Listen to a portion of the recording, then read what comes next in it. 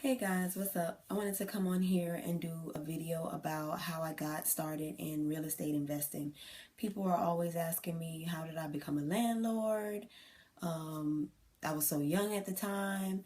I mean, I really wasn't even that young, really. It was like my early 30s. I got involved in real estate in my early 30s. So what happened was how I got my first deal. I was working at a college as a director, which was my last job that I really had. And while doing that, one day I have a daughter who is now 20, but her dad called me one day and was like, "Hey, my cousin just built her a new home and she can't sell her old house, which really was her mom's house.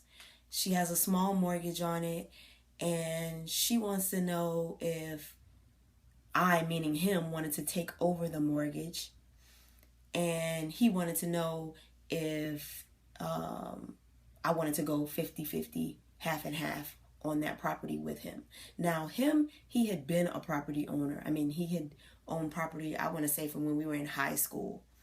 And when he was in law school, he bought a duplex, bought that, sold it, made a crazy ton of money, all kind of stuff. So, I mean, I had been thinking about buying a house. I had been thinking about property anyway. So when he said that, I was like, yeah, we can go in 50-50. He said, well, what's going to happen is we're each going to give her $5,000 in cash or $6,000 in cash, something like that. And we're just going to take over her mortgage. And I was like, okay, that's pretty cool. That way the mortgage isn't in our name, is not on our credit report. Okay, that'll work. So what we did is we both gave her, I can't remember if it was 5 or 6,000 each. And then we signed the deed. We changed the deed. I know a lot of people are scared about having a mortgage in one person's name and changing the deed to another person's name, but the bank didn't call the loan. I mean, there was no issue with that. I personally, my experience, I don't think that banks actually call loans when you do that. I mean, unless you stop paying or something like that. But the mortgage payment was there every month and that bank was not calling that loan. So I basically took over the management of the property. So immediately the kitchen was kind of not in good shape. So I think it had been a fire or something, like a really small fire. So I went to Home Depot at the time, got Home Depot cabinets, had someone put those in, kept the same appliances that were there. And I did pay around 800 and something dollars, like I want to say 890 or something like that at the time, to have the place totally retiled. So I had the place retiled and I put in some Home Depot cabinets that I still have in there to this day. Even though it's almost close to time to me getting some new cabinets for that property. So I immediately put it on Section 8 listing and I had the place rented within a month and a half, 2 months of me purchasing it. I had it rented for $1,000 a month. Now the mortgage that we took over was $389 a month through HSBC. So I was paying the $389, which included the insurance on the property. And then, which that's the only area that I did maybe about 3 years after holding the property. The insurance company was saying that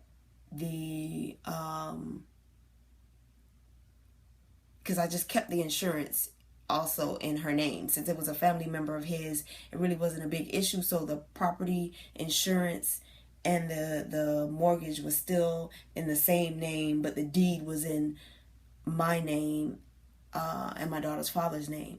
And so the insurance company had issue with the deed and they needed the insurance to be in the same name that was on the deed. So that I did have to change.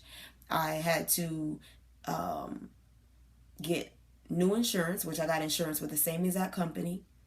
And I just had the insurance switched over to my name and his name, just like it said on the deed. So that was the only issue. But the mortgage always stayed in her name for as long as that mortgage existed, which It doesn't exist anymore. It was paid.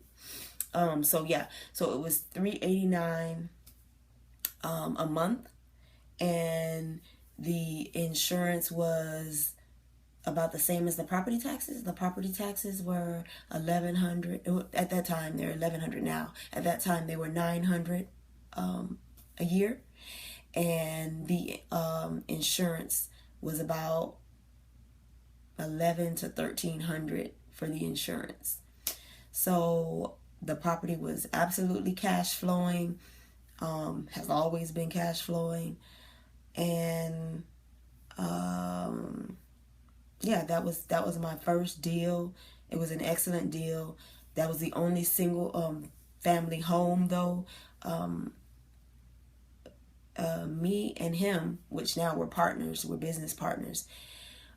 We have always been more so into multifamily, and really a multifamily on the commercial level. So that's anything more than 5 units. So we're talking 10 unit properties, 16 unit properties, things like that. I mean, we do have a duplex and that single family home, but everything else is, you know, more units. So yeah, so that was my first deal, my first property. I kind of fell into that. I didn't need much money. I don't know about this being into property with $0.